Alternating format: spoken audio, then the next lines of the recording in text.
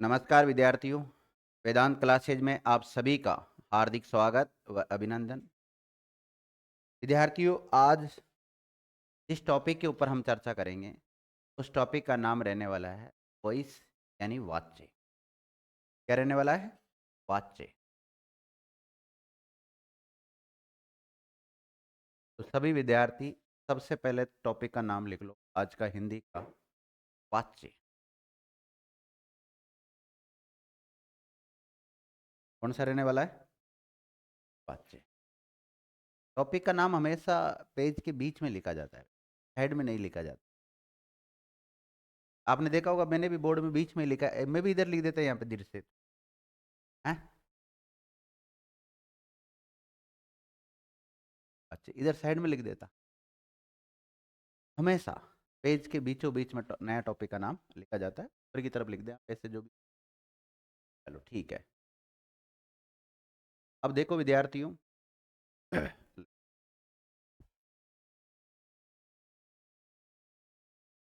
हम वाच्य टॉपिक क्यों पढ़ते हैं? वाच्य टॉपिक पढ़ने की आवश्यकता क्यों पड़ी? क्योंकि आपने देखा होगा विकारक शब्द, और विकारक शब्द में कौन कौन से आते हैं? एक तो लिंग आता है, और वचन आता है, कारक आता है, और काल आता है, और वाच्य आता है, और पुरुष आता है। ठीक है। अब देखो, ये जो लिंग होता है इसको अलग से पढ़ना होता है, अलग से पढ़ना होता है। वचन को भी अलग से पढ़ना होता है, कारक अलग से पढ़ना होता है। काल आप चाहें तो अलग से पढ़ सकते हैं, जिसे हम इंग्लिश में टेंस बोलते हैं। क्या बोलते हैं? टेंस। और नहीं तो जैसे अगर आपने मेरे से क्रिया टॉपिक पढ़ा है तो मैं हमेशा क्रिया का एक आधार बताता हूँ, काल के आधार पर क्रिया। सेम वाक्य वही उदाहरण है, कोई चेंज नहीं है, बस केवल वहाँ क्रिया की जगह काल बोलना होता है। ठीक है। काल कितने होते हैं बताओ? 3 होते हैं। कौन कौन से?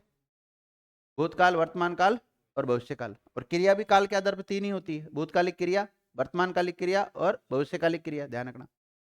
इसी प्रकार पुरुष, पुरुष को इंग्लिश में बोलते हैं पर्सन।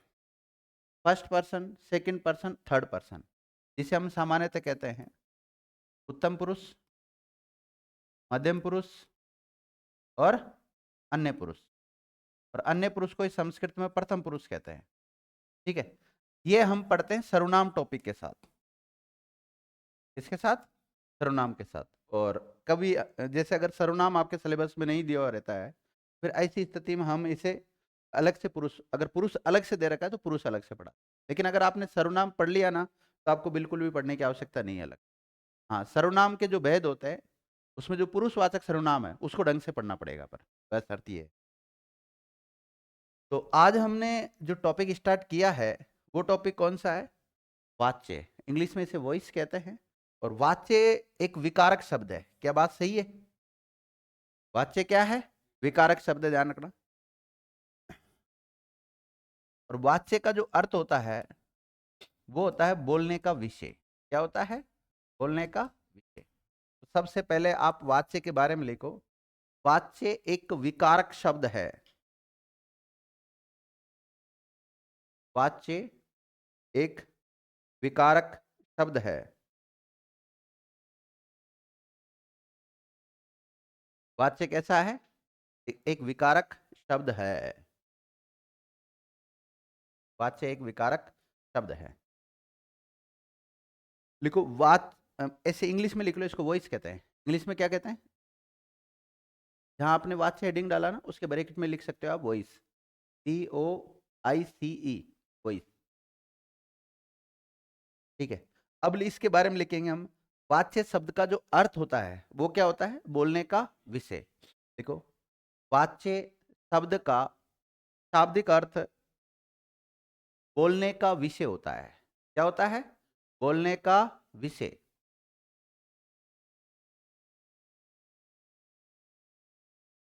देखो, और एग्जाम की तो मैं कह नहीं सकता, लेकिन जो ऐसा ही जैसा एग्जाम है ना, उसमें ये जो टॉपिक है ये लगभग 10 नंबर का रोल रखता है। कितने नंबर का? 10 नंबर का रोल रखता है। और ये जिसके अगर समझ में आ गया ना तो पहली बार में समझ में आ जाएगा, और अगर कोई इसमें उलझ गया ना तो ऐसा उलझेगा कि जिंदगी में उसके बाद से मुझे नहीं लगता समझ में आएगा। इसलिए कोशिश करना इसको बिल्कुल पॉजिटिव माइंड से समझने की। बहुत सरल तरीका बताऊंगा, उससे बिल्कुल आपके समझ में आ जाएगा कि वाच्य किसे कहते हैं। देखो, अगर इससे पहले मैं आपसे पूछता कि संज्ञा किसे कहते हैं, सर्वनाम किसे कहते हैं, विशेषण, क्रिया, संधि, समास, उपसर्ग, प्रत्यय, इनका नाम आपने सुन रखा है।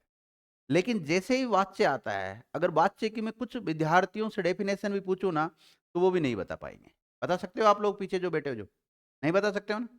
लेकिन आप संज्ञा की डेफिनेशन बता सकते हो, संधि की भी बता सकते हो, समास की भी टूटी फूटी बता सकते हो, उपसर्ग की भी बता सकते हो और प्रत्यय की भी बता सकते हो, लेकिन वाच्य की नहीं बता सकते।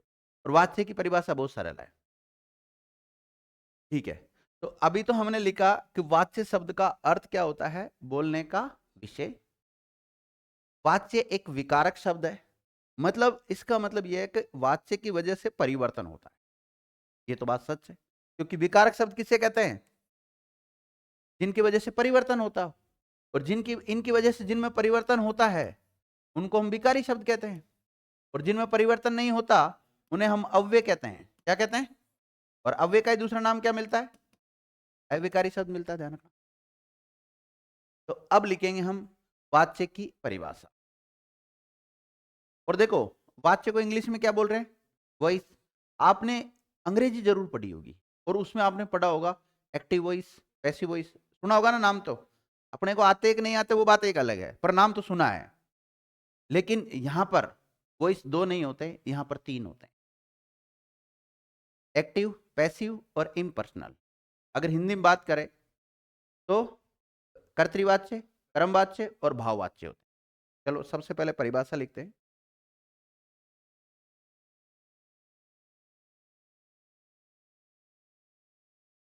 देखो, किसी वाक्य में, किसी वाक्य में प्रयुक्त क्रिया के जिस रूप से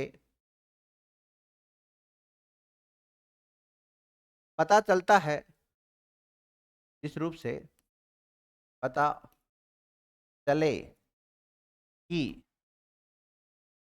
वाक्य में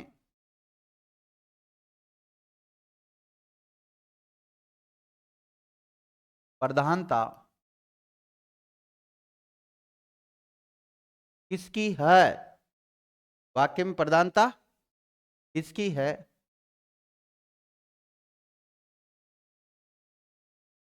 कर्ता की, पब्लिक, कर्म की, पब्लिक, भाव की,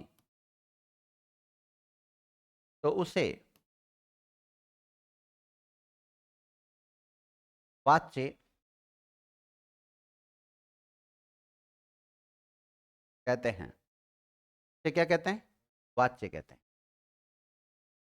अब बताओ, वाच्य की परिभाषा क्या बनी?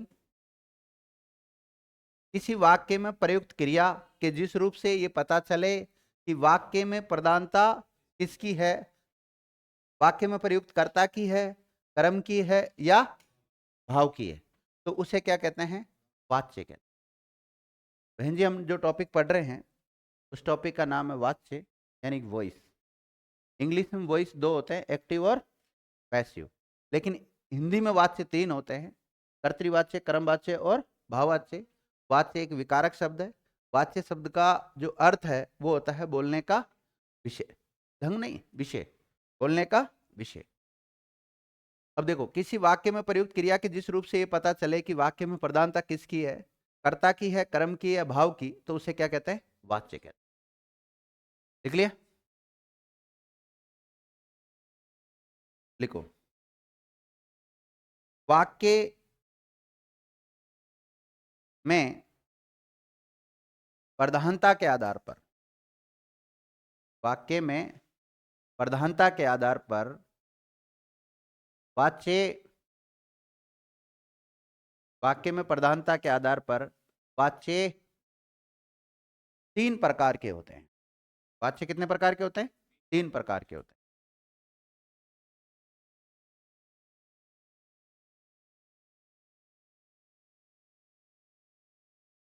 वाच्य 3 प्रकार के होते हैं। पहला,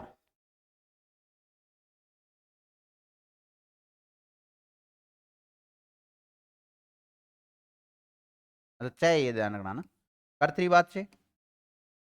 दूसरा, क्रमवाच्य। और तीसरा, भाववाच्य। देखो टॉपिक कौन सा पढ़ रहे हैं? वाच्य। वाच्य कितने टाइप के होते हैं? 3। कर्तृवाच्य, क्रमवाच्य और भाववाच्य, 3 प्रकार के होते हैं। अब बताओ, आप में से बता दोगे कुछ तो, परिभाषा तो बता ही दोगे। कर्तृवाच्य किसे कहते हैं? जिस वाक्य में कर्ता प्रधान होता हो उसे कर्तृवाच्य, जिस वाक्य में कर्म प्रधान होता हो कर्मवाच्य, और जिसमें भाव प्रदान होता हो, अर्थात हम ये कह सकते हैं ना तो कर्ता प्रदान हो ना कर्म प्रदान हो बल्कि क्रिया का भाव प्रदान हो, उसे क्या कहते हैं? भाववाच्य। क्या बात सही है? तो तीनों की परिभाषा भी निकल कर आ जाएगी। अब देखो यहां से एग्जाम में क्वेश्चन कैसे आते हैं, मैं नाम एग्जाम पैटर्न पर इसको पढ़ना चाह रहे हैं। एक तो सामान्यतः इसकी डेफिनेशन वगैरह यहां से सवाल बन जाता है।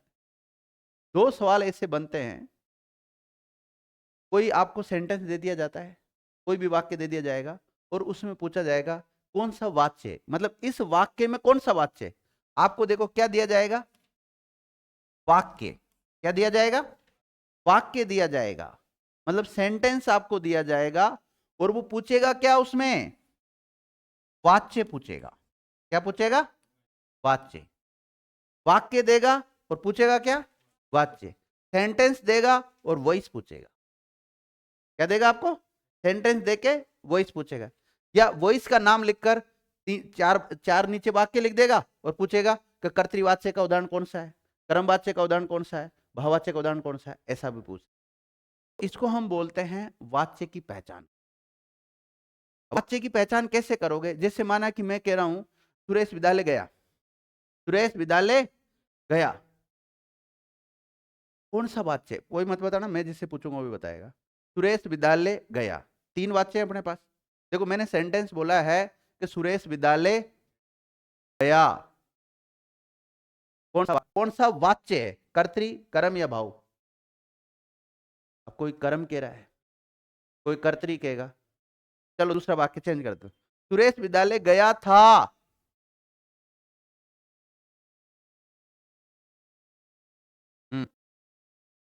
सुरेश विद्यालय जाएगा। अब जिसने पढ़ रखा ना वो तो कर्तरी कर्तरी कर रहा है। अब वो कोई जिसने नहीं पढ़ रखा वो कभी कर्तरी करेगा और कभी कर्म करेगा और कभी भाव करेगा। करेगा नहीं करेगा? कुछ पहचान होती है। सामान्य पहचान तो ये है कि जिसमें कर्ता प्रदान होता है उसे कर्तृवाच्य, जिसमें कर्म प्रदान होता है उसे कर्मवाच्य, और जिसमें भाव प्रदान होता है उसे भाववाच्य कहते हैं। लिखिएगा,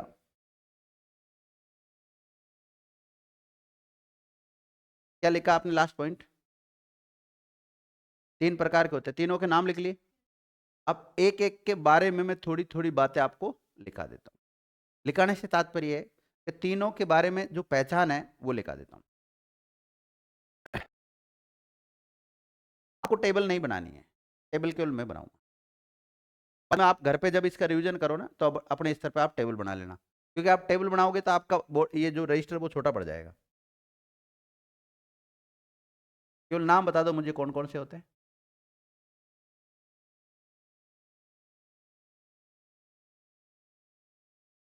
एक तो होता है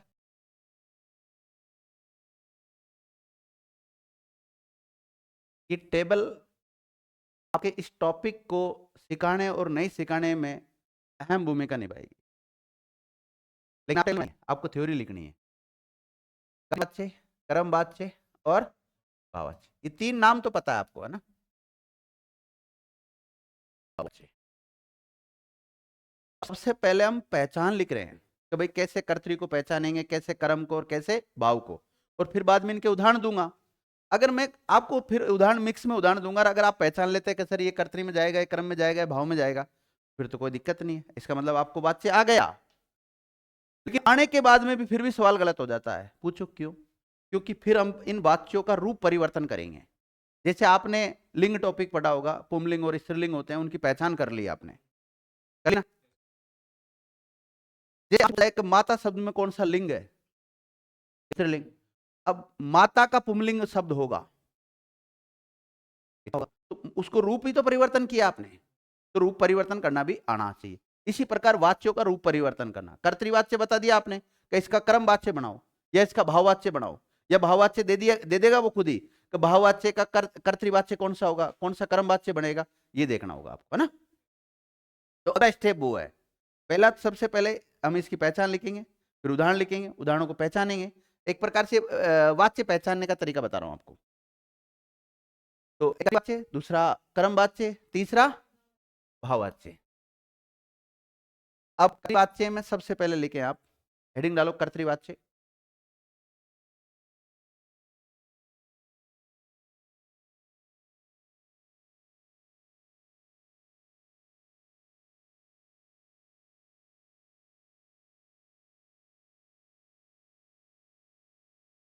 देखो जब भी सेंटेंस लिखा सामने उसमें आता क्रम और ये मान के चलो आप। कभी कभी अब ठीक है, आक्रामक क्रिया के जो उदाहरण आएंगे उसमें क्रम नहीं आएगा, ठीक है, वहां पे क्या होगा, केवल क्रिया होगा। और कभी कभी वाक्य में, वाक्य को पूरा करने के लिए इन क्रिया शब्दों के साथ या वाक्य में कहीं ना कहीं पूरक शब्द भी प्रयुक्त होते हैं। क्या होते हैं? पूरक शब्द भी आते हैं, ध्यान रखना। पूरक शब्द उनको कहते हैं जो वाक्य को पूरा करने का काम करते हैं। पूरक, पूर मतलब पूरा, क्या मतलब करना, वाक्य को पूरा करने का काम करते हैं। तो कर्तवाच्य की परिभाषा क्या बनेगी बताओ? हाँ लिखो,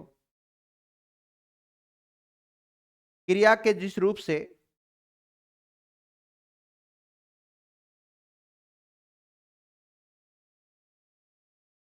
ये पता चले कि वाक्य में कर्ता कर्ता की हो या कर्ता की है, वाक्य किसकी है? कर्ता की है, तो उसे कर्तृवाच्य कहते हैं। क्या कहते हैं? कर्तृवाच्य कहते हैं।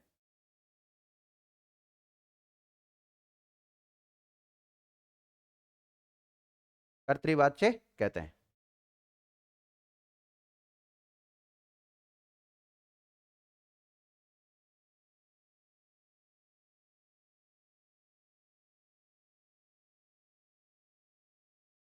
देखो तो और माना कि ऐसा वाक्य आ जाए जिसमें कर्ता और क्रिया हो, कर्म नहीं हो, तो भी प्रधान कौन होगा? कर्ता ही होगा। हर कंडीशन में कर्ता प्रधान होगा इसमें, लेकिन इसमें कर्म भी तो आ रहा है, तो ये कर्म क्या होगा फिर? अप्रधान होगा। क्या होगा? अप्रधान होगा।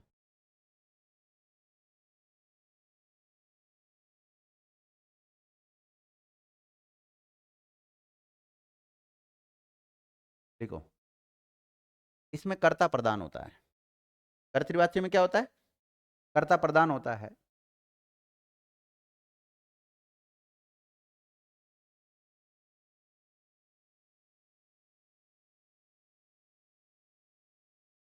और ध्यान रखना, अगर किसी वाक्य में कर्म आ रहा है तो वो वाक्य, वो कर्म कैसा होगा? अप्रधान होगा, ध्यान रखना। लिखो, तथा अगला लिखो, कर्म अप्रधान होता है। कर्म कैसा होता है? अप्रधान होता है। मैं कर्तृवाच्य में लिखा रहा हूं आपको पहचान। कर्तृवाच्य की एक तो परिभाषा बता दी, जिसमें कर्ता प्रधान होता है उसे कर्तृवाच्य कहते हैं। और इसमें कर्ता प्रधान होता है। कौन प्रधान होता है इसमें? कर्ता। कर्ता किसे कहते हैं? किसी काम को करने वाला, क्रिया को करने वाले को क्या कहते हैं? कर्ता ही तो कहते हैं। जैसे मैं विद्यालय जाता हूं, तो जाने की क्रिया को कौन कर रहा है? मैं। अरे आप नहीं, मैं। आप दूसरा, आप तो सर्वनाम ही चेंज कर दिया आपने तो। आप अपनी जगह पे सही हो, मुझे पता है, लेकिन यहां पर मैं ही बोलना है आपको, ठीक है? तो इसमें कर्ता प्रधान होगा और कर्म क्या होगा? अप्रधान होगा, ध्यान रखना। और इसकी पहचान क्या है?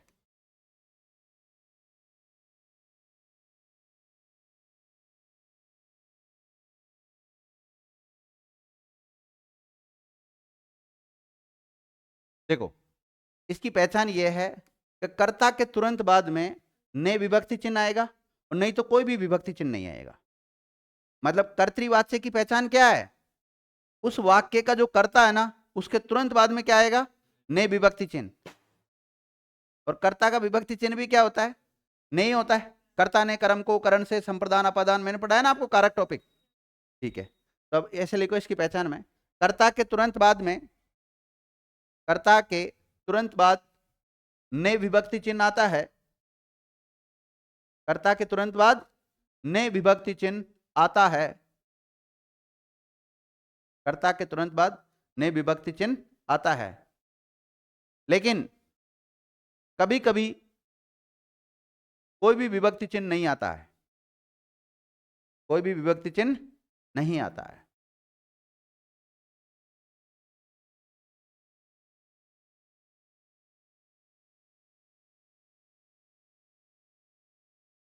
लिख लिया?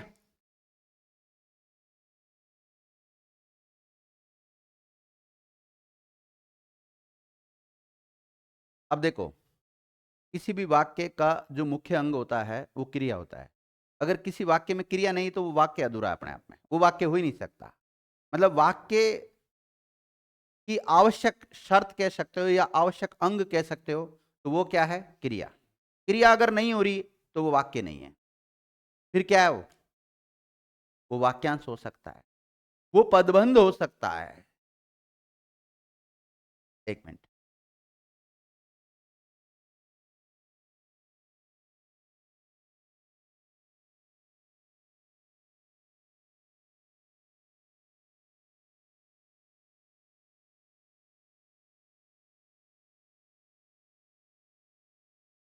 देखो, उस वाक्य की जो क्रिया है ना, उसका लिंग, वचन और पुरुष किसके अनुसार आएंगे? कर्ता के अनुसार आएंगे। तो लिखो, इस वाच्य में, कौन से वाच्य में? कर्तृवाच्य में क्रिया के लिंग, कौमा, वचन और पुरुष,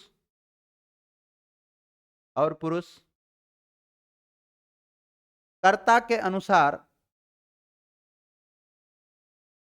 कर्ता के अनुसार प्रयुक्त होते हैं।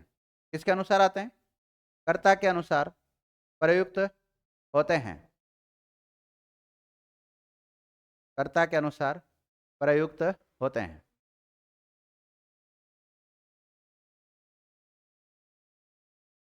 कर्ता के अनुसार प्रयुक्त होते हैं।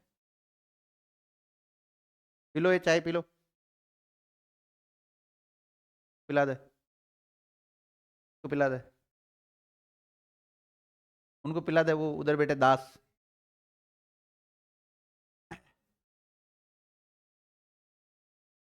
और जिसके नहीं आई वो छींटे मार देता हूँ थोड़े थोड़े। तो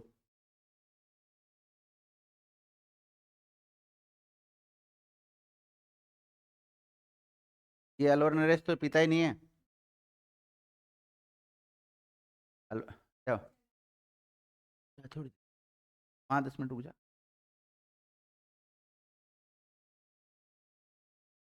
आपको पता है मेरे छींके वगैरह चलने लग गई, मामला खराब हो जाएगा ना, इसलिए थोड़ी देर गर्मी मर लो। चाहो तो गेट खोल लो।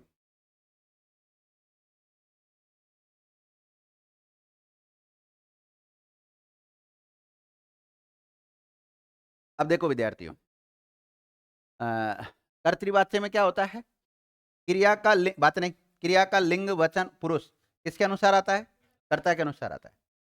ये जब होता है जब कर्ता के साथ ने विभक्ति चिन्ह नहीं आता हो। कर्ता के साथ ने विभक्ति चिन्ह नहीं आता, यानी कर्ता विभक्ति रहित होता है ना, तो ऐसी स्थिति में लिंग, वचन और पुरुष कर्ता के अनुसार आते हैं। मुझे पता है इस टेबल को जब अंतिम रूप दे दूंगा मैं, तब तक आपका माथा भयंकर घूम चुका होगा। लेकिन जैसे आप उदाहरण करोगे, जितने ज्यादा उदाहरण लिखोगे और इन नियमों के अनुसार वो उदाहरण हल होते रहेंगे, तो उतना ही आपका माइंड वापस सेंटर पे आ जाएगा। तो अभी आप टेंशन मत लेना, अरे यार कैसे कर्ता के अनुसार घूम रहे, कैसे लिंग घूम रहा है, कैसे वचन घूम रहा है, कैसे, इसकी टेंशन नहीं लेनी आपको। केवल मैं जो शब्दावलियां लिखा रहा हूं, इन नियमों को आपको लिखना है पहले, ठीक है ना? समझाने की गारंटी मेरी। तो देखो, क्रिया का लिंग वचन पुरुष किसके अनुसार आता है? कर्ता के अनुसार आता है। नोट। लेकिन कर्ता के साथ यदि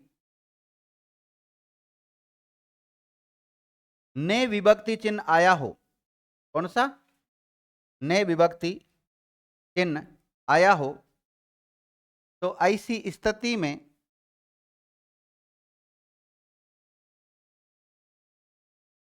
कर्ता के साथ ने विभक्ति चिन्ह आया हो, तो ऐसी स्थिति में क्रिया का लिंग वचन और पुरुष, क्रिया का लिंग वचन और पुरुष, क्रिया का लिंग वचन और पुरुष कर्ता के अनुसार नहीं आकर, कर्ता के अनुसार नहीं आकर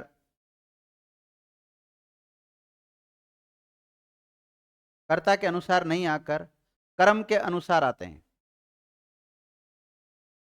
किसके अनुसार आते हैं? कर्ता के अनुसार नहीं आकर कर्म के अनुसार आते हैं।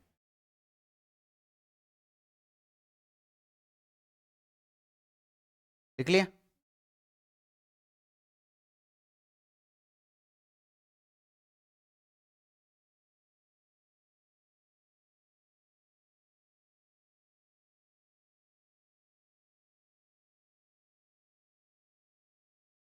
देखो, जिन क्रियाओं के साथ कर्म नहीं आता उन क्रियाओं को क्या कहते हैं, और जिन क्रियाओं के साथ कर्म आता उसे?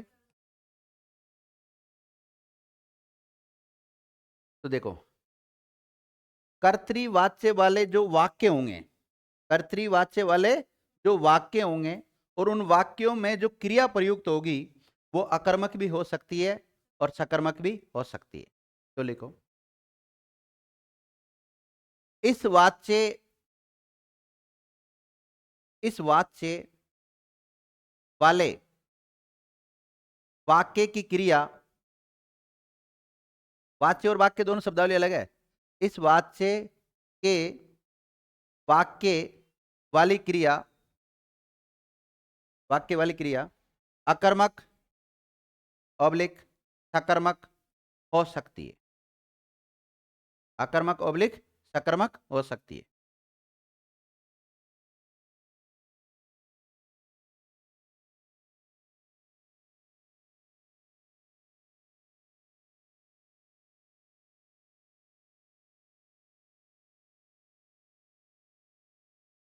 लिख लिया?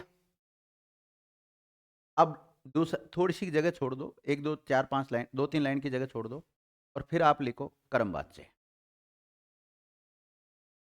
ये लाइन इसलिए छुड़ा रहा हूं, कई बार क्या होता है, हम हमारी तरफ से पूरे नियम लिखा देते हैं, लेकिन कुछ नियम उदाहरणों से निकलते हैं फिर। यानी माना कि आपको कोई उदाहरण करवा रहे हैं और कोई उदाहरण हल नहीं हुआ, तो सर ये आपने जो नियम लिखा है उनके अनुसार तो नहीं हुआ, तो फिर वहां पे ऐसी स्थिति में कभी कोई नियम जोड़ने की आवश्यकता पड़े, तो ये दो दो तीन लाइन छुड़ा रहा हूं ना, वहां लिख लेंगे हम उसको। आप ये मत सोचना सर यहाँ उदाहरण लिखाएंगे दो तीन, ऐसा नहीं है। उदाहरण तो मैं तीनों के एक साथ ही लिखाऊंगा, और तीनों के एक साथ उदाहरण लिखाऊंगा। अगर आपने छाट लिया उस वाक्य में कर्तृवाच्य, कर्मवाच्य, भाववाच्य, तो अपनी मेहनत सफल हो जाएगी। और अगर नहीं पहचान पाए तो कहीं ना कहीं मेहनत की और आवश्यकता है। अब लिखो कर्मवाच्य। तीनों की परिभाषा आपको पता है। कर्तृवाच्य किसे कहते हैं? ऐसे वाक्य जिसमें कर्ता प्रदान होता हो, कर्तृवाच्य। ऐसे वाक्य जिसमें कर्म प्रदान होता हो, और ऐसे वाक्य जिसमें भाव प्रदान होता हो, उसे क्या कहते हैं? भाववाच्य। वाच्य की परिभाषा क्या है? क्रिया के जिस रूप से ये पता चले कि वाक्य में प्रधानता किसकी है, कर्ता की है, कर्म की है, या भाव की, तो उसे वाच्य कहते हैं। वाच्य का अर्थ क्या होता है? बोलने का विषय। वाच्य एक विकारक शब्द है। अब लिखो इसमें कर्म वाच्य में लिखो, ऐसे वाक्य जिसमें कर्म प्रदान होता हो, कर्म प्रदान होता हो, उसे कर्मवाच्य कहते हैं। ऐसे वाक्य जिनमें कर्म प्रदान होता हो, कर्म प्रदान होता हो, उन्हें कर्मवाच्य कहते हैं। उन्हें क्या कहते हैं? कर्मवाच्य कहते हैं।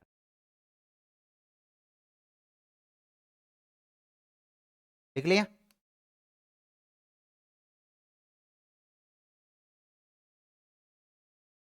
अब इसकी और पहचान लिखते हैं। देखो, इसमें जो कर्ता होता है ना, अप्रदान होता है, और जो कर्म होता है वो कैसा होता है? प्रदान होता है।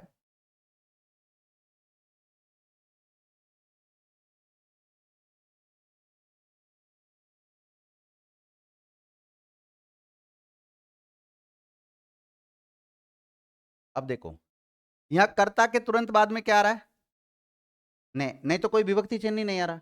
और यहां कर्ता के तुरंत बाद में क्या आ रहा है? थे द्वारा, के द्वारा। तो दोनों में अंतर हो गया। हुआ कि नहीं हुआ? कर्तृवाच्य और कर्मवाच्य में। लिखो, कर्त पहचान में लिखो, कर्ता के तुरंत बाद में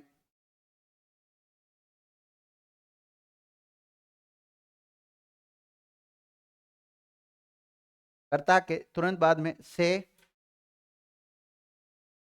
ऑब्लिक द्वारा ऑब्लिक के द्वारा कारक चिन्ह प्रयुक्त होते हैं।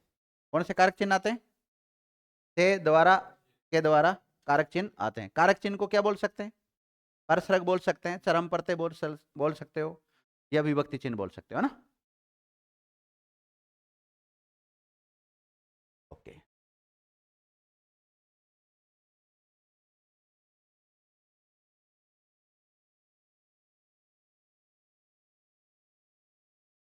देखो यहां पर तो ये ऐसा सिस्टम था कि कर्ता के बाद में कोई विभक्ति चिन्ह नहीं आता कभी कभी। और इसमें क्या होता है, कभी कभी कर्ता ही लोप हो जाता है, कर्ता ही नहीं होता। हाँ, कर्ता नहीं होता है। आम खाया गया, तो किसने आम खाया? कर्ता ही नहीं है। खाया तो गया, कर्म हुआ है, क्रिया भी हुई है, आम खाया गया। क्या खाया गया? लेकिन किसने खाया? कर्ता गायब है, गायब हो गया ना कर्ता। तो जहां कर्ता गायब होता है वहां कौन सा वाच्य होता है? कर्मवाच्य। जहां भी कर्ता गायब मिल जाए आपको तो अपना आप ही कर देंगे कर्मवाच्य वहां पर। तो लिखो, जहां कर्ता का लोप हो, जहां पर कर्ता का लोप हो वहां कर्मवाच्य होगा।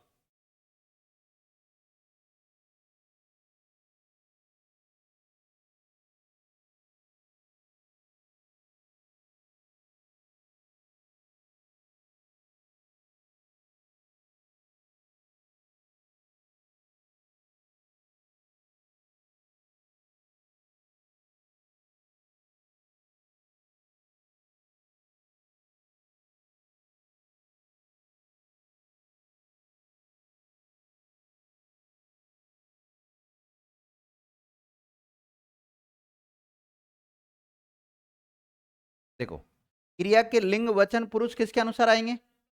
लिखो, इसमें क्रिया के लिंग वचन पुरुष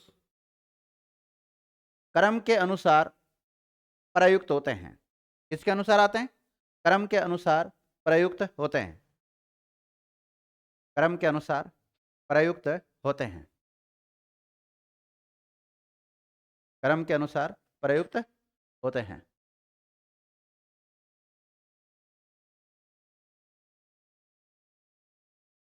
वो गेट बंद कर दो। लिंग वचन और पुरुष किसके अनुसार आते हैं? कर्म के अनुसार आते हैं। तो सर यहां पर भी तो कर्म के अनुसार आ रहे थे, यहाँ कर्म के अनुसार नहीं आए थे। किसके अनुसार आए थे? मुख्य रूप से कर्ता के अनुसार। लेकिन कभी कभी कर्म के अनुसार भी आते हैं। कर्म के अनुसार कब आते हैं? जब क्रिया के साथ नई विभक्ति चिन्ह जुड़ा रहता है। कौन सा होता है? ने।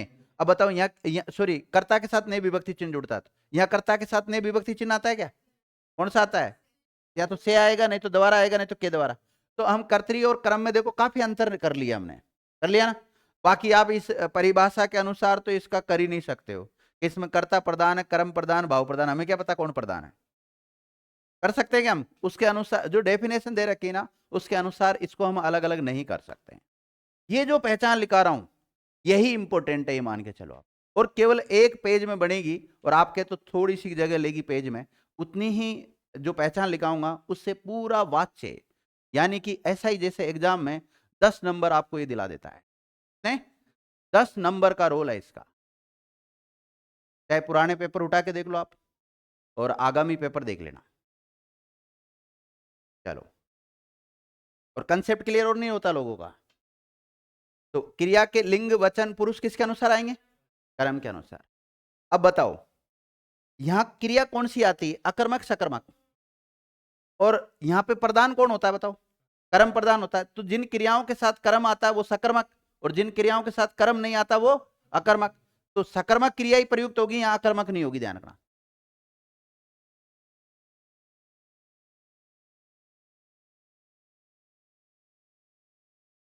अब देखो थोड़ा सा अगर हम अंतर करें यहां पर, तो अगर अकर्मक क्रिया है अगर कोई, तो वो कर्मवाच्य नहीं है, वो कर्तरी में चला जाएगा।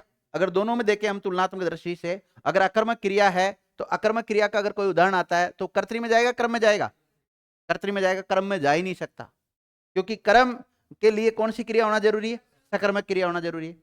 लिखो, इसमें सकर्मक क्रिया के उदाहरण आते हैं।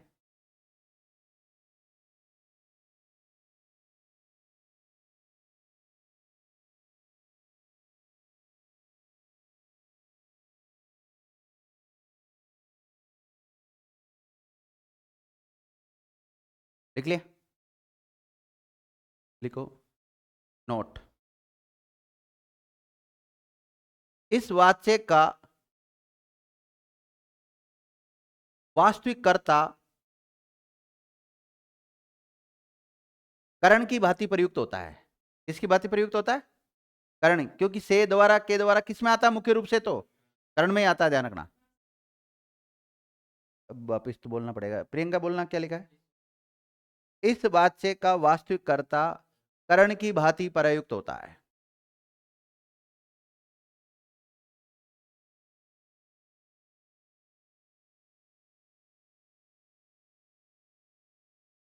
लिखो, अब देखो इस जो कर्मवाच्य की जो क्रिया आती है वो ज्यादातर भूतकाल में आती है। देखो, कर्मवाच्य की क्रिया सामान्यतः भूतकाल में प्रयुक्त होती है।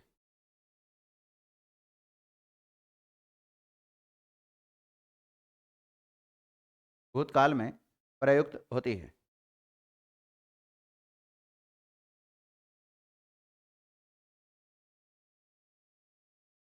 देखो, कर्मवाच्य कर्ता युक्त और कर्ता रहित भी हो सकता है, राइट बात? क्योंकि कभी कभी इसमें क्या हो जाता है, कर्ता का लोप हो जाता है, ध्यान रखना, मैंने लिखा है स्पष्ट यहाँ पे। देखो, कर्ता का क्या हो जाता है?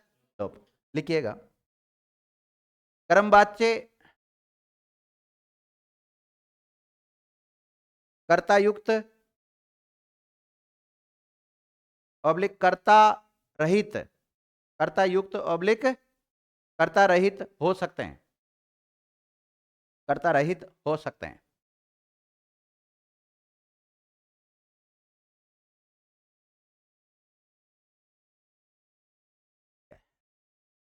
अब दोनों में काफी अंतर समझ में आ गया होगा आपके। अब दोनों की परिभाषा क्या है? ऐसे वाक्य जिसमें कर्ता प्रदान होता हो कर्तृवाच्य, और ऐसे वाक्य जिसमें कर्म प्रदान होता हो कर्मवाच्य, और ऐसे वाक्य जिसमें न तो कर्ता प्रदान हो न कर्म प्रदान हो बल्कि क्रिया का भाव प्रदान होता हो, उसे भाववाच्य कहते हैं। लिखिएगा,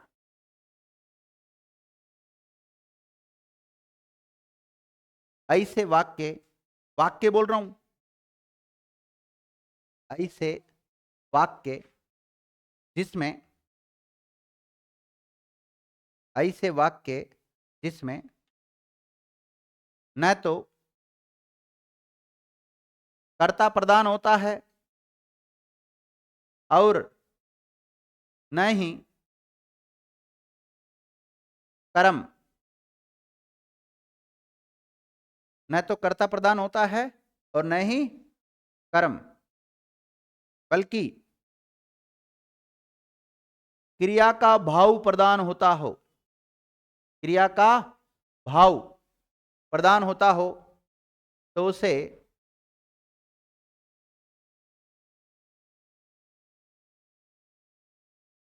भाववाच्य कहते हैं।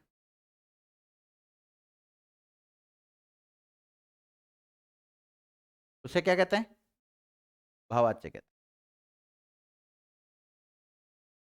देखो, जब हम क्रिया पढ़ते हैं तो उसमें क्रिया का प्रयोग रूप पढ़ते हैं, कर्तरी प्रयोग, कर्मणि प्रयोग और भाव प्रयोग। तो वही एक प्रकार से वाच्य बनकर आया है। या फिर जब हम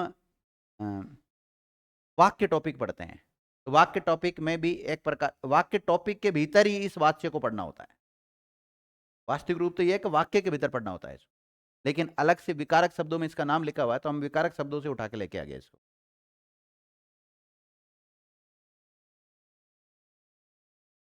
तो कर्ता की क्या कंडीशन है भाई? प्रधान या अप्रधान? अप्रधान। वाक्य का कर्म की, कर्म भी अप्रधान। और क्रिया का भाव, इसमें भाव प्रदान होता है। क्या होता है भाई? भाव प्रदान होता है। ठीक है, अब वाक्य तो बनेगा, कर्ता भी होगा, कर्म भी होगा, क्रिया भी होगा। तो इसमें देखो क्या होता है, कर्ता के साथ, कर्ता के तुरंत बाद में के द्वारा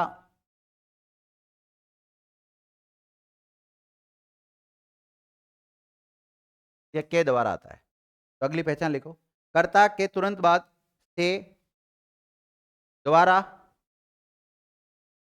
कोमा, के द्वारा कारक चिन्ह आते हैं। कर्ता के तुरंत बाद में क्या आते हैं? से, द्वारा, कोमा, के द्वारा प्रयुक्त होते हैं। कौन से कारक चिन्ह आते हैं? अब देखो, आपने कोई भी वाक्य देखा, आपने कोई सा भी सेंटेंस देखा और उसका कर्ता पहचान लिया आपने। और कर्ता कैसे पहचानते? क्रिया से प्रश्न कर लो, कौन या किसने। या फिर ये ऐसा पता होना चाहिए क्रिया को संपन्न करने वाला क्या कहलाता है? कर्ता कहलाता है। अब उस कर्ता के बाद में अगर से, द्वारा, के द्वारा आता है तो ये तो फाइनल हो गया कि कर्तृवाच्य तो नहीं है। कर्ता के बाद में से, द्वारा या के द्वारा आता है तो इतना फाइनल हो गया कि कर्तृवाच्य नहीं है। तो कौन सा हो सकता है? या तो कर्मवाच्य हो सकता है, भाववाच्य हो सकता है। इतना तो अंतर कर ही सकते हैं ना हम। फिर देखते हैं। और फिर दूसरी बात, अब दोनों में अगर अंतर देखे, इनमें अब दोनों की लड़ाई है, कर्तृवाच्य और भाववाच्य की। अब दोनों की लड़ाई है तो इसमें देखेंगे कि देखो यहां कर्म प्रदान होता है और इसमें प्रदान कौन है? भाव। सर इससे पार नहीं पड़ी। चलो और तरीका बताता हूं,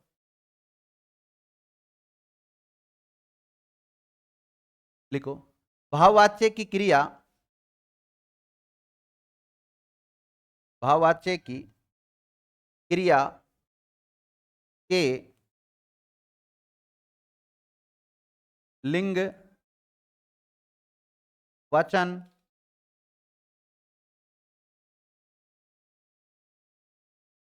और पुरुष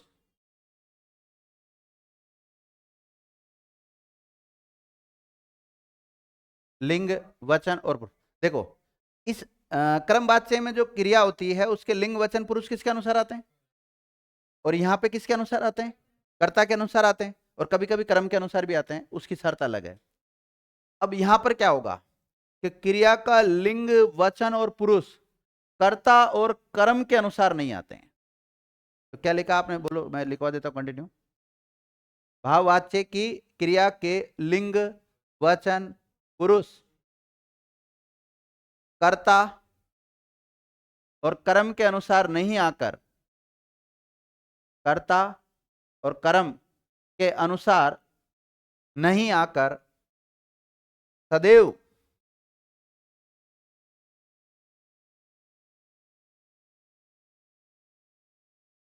लिंग कितने होते हैं? लिंग हिंदी में कितने होते हैं? दो, पुंलिंग और स्त्रीलिंग। वचन कितने होते हैं? एक वचन और बहुवचन। पुरुष कितने होते हैं?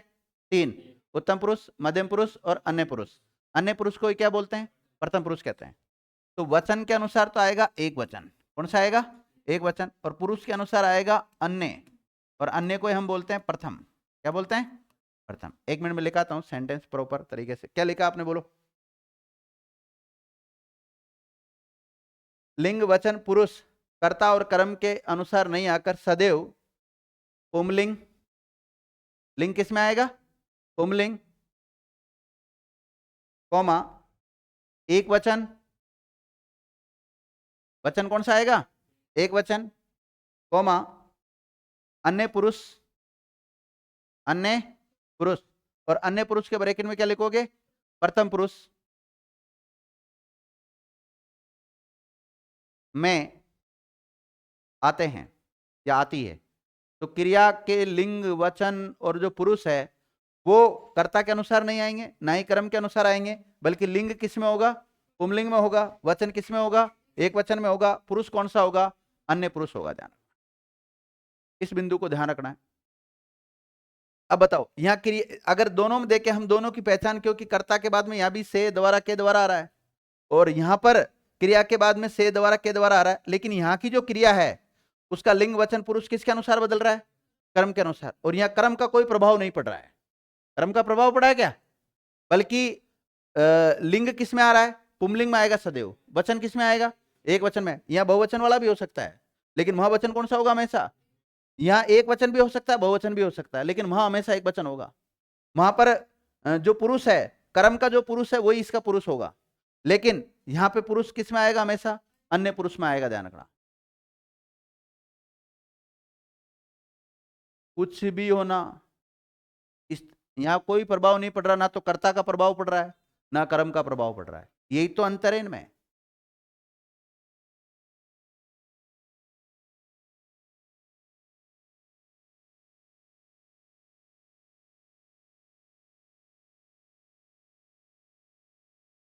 अब देखो, इसमें ज्यादातर जो क्रिया आती है ना, वो नकारात्मक क्रिया आती है। कैसी आती है? नकारात्मक। मतलब इसमें जो वाक्य होता है वो नकारात्मक वाक्य होता है। देखो, इसमें सकारात्मक ओब्लिक नकारात्मक वाक्य आते हैं।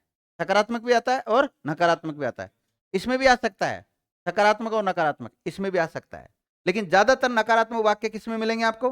भाववाच्य में। लिखो, भाववाच्य में अधिकतर वाक्य नकारात्मक होते हैं।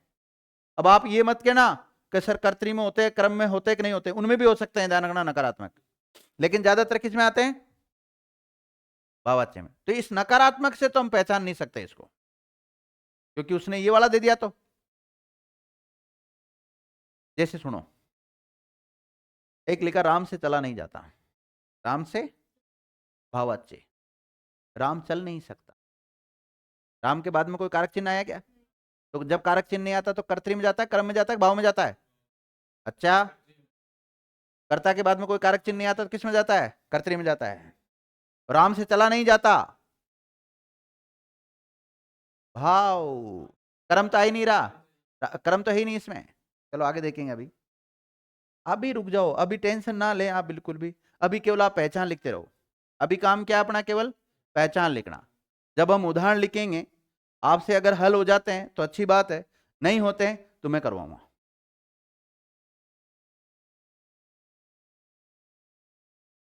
अब देखो, यहां पर क्रिया कैसी आई थी?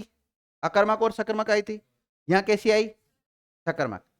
यहां पे ज्यादातर क्रिया अकर्मक आती है, लेकिन कभी कभी सकर्मक क्रिया भी आ जाती है।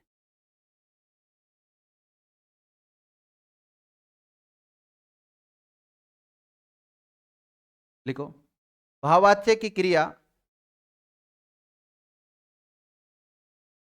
प्राय अकर्मक क्रिया होती है, लेकिन कभी कभी सकर्मक क्रिया भी आ जाती है। कभी कभी कैसे आ जाती है? सकर्मक क्रिया भी आ जाती है।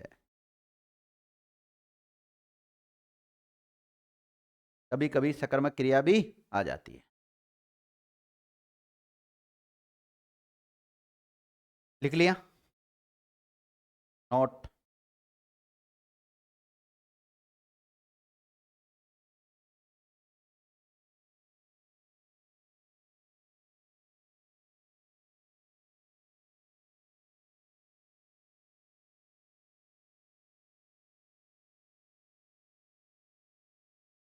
यदि भाववाच्य की क्रिया, यदि भाववाच्य की क्रिया सकर्मक में प्रयुक्त होती है तो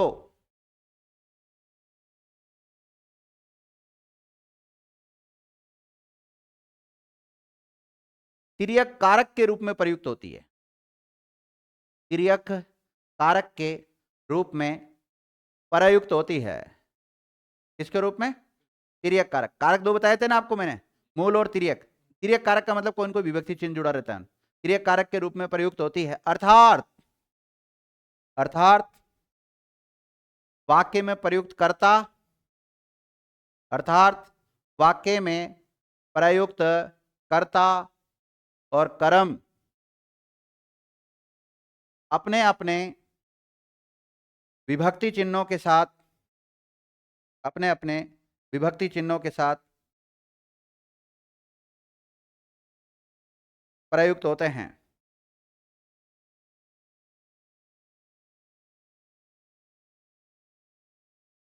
लिख लिया? अब विद्यार्थियों, आप में से कुछ विद्यार्थी लेट आए हैं, कुछ जल्दी आए हैं।